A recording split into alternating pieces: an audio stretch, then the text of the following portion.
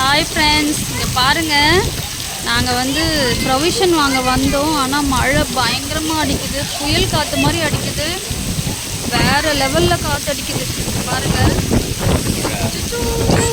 மேலெல்லாம் தடி அடிக்குது. அப்படியே இருங்க. எங்க இந்த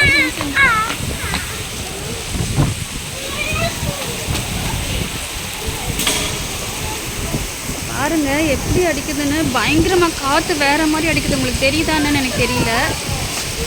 ஆனால் அப்படியே காற்றோடு சேர்ந்து மழையும் செம்மையாக அடிக்குது. ஸ்டார்டிங்லேயே இப்படி இருக்குது. இன்னும் அந்த வருஷம் பூரா என்னாக போகுதுன்னு தெரியல. டவுட்டு தான் போல்.